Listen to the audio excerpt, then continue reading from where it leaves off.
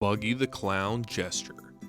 This deck is absolutely wacky. I never had any plans on playing it, but I have a really good friend at my local scene who absolutely swears by this deck.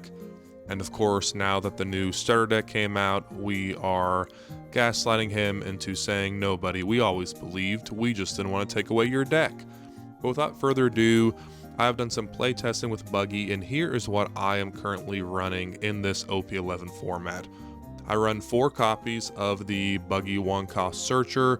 I do think having a lot of searchers to find your pieces in this Buggy deck is super important, but at the same time, it's a really good trigger just to go ahead and search right off of taking that off of your life.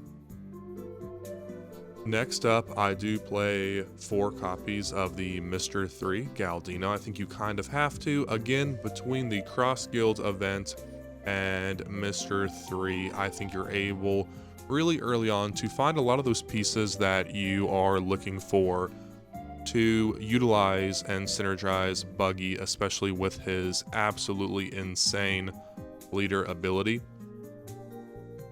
Some people don't actually play this card in their deck, but I think it's really important for 2 reasons. One, again, it has a great trigger. You can just activate main effect off of trigger.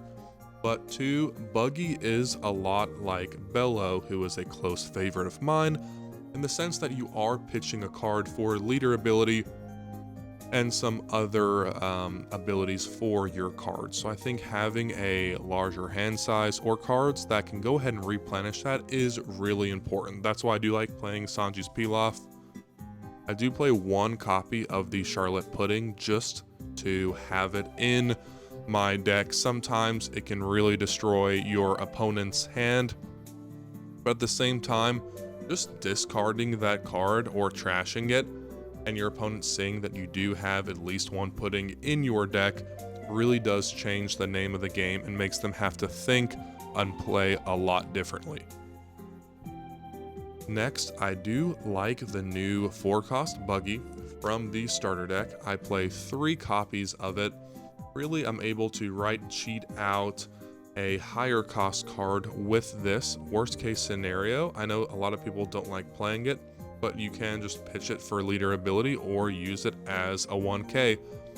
I typically don't shoot to play this, but it is really nice to just boost ever so slightly by 1 or 2 Dawn your characters that you are cheating out and throwing onto the field.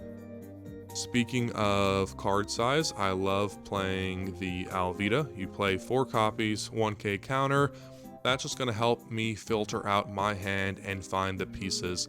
Buggy really does feel like I am just constantly working and piecing together the puzzle to reach my goal of being able to drop those 10 drop Buggies without having to remove them from the board. It feels almost a little bit more like Pokemon in the sense that you are constantly cycling through cards, discarding and drawing to try to get your board state where it needs to go.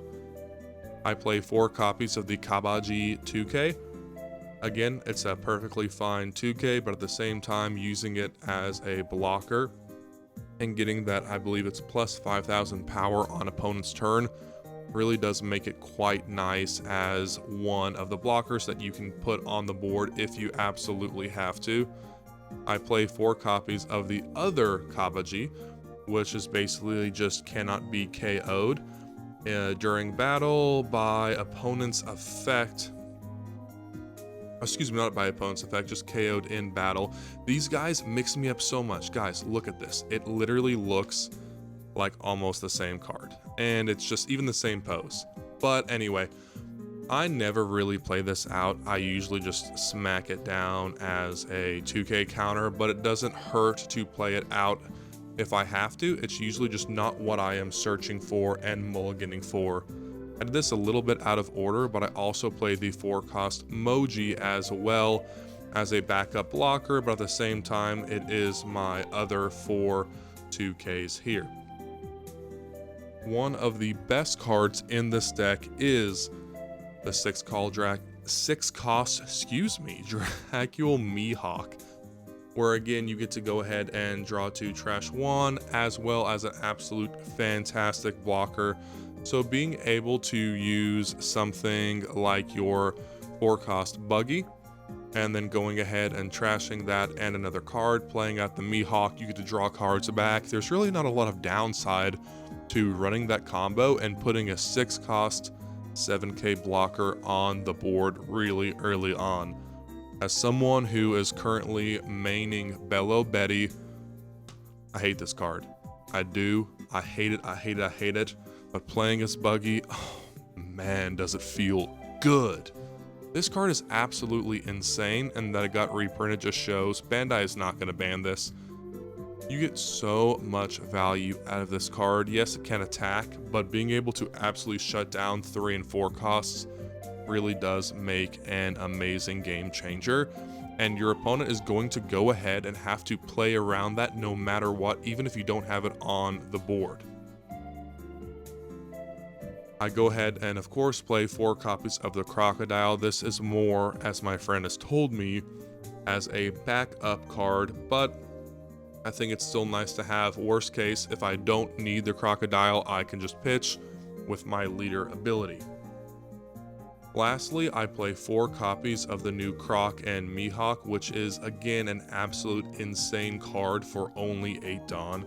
Being able to cheat out another character, and then also going ahead, cheating out another character, going to draw 2 cards, trash 1, but also being able to make your characters immune to KO is something that Buggy didn't need, but oh boy did it want.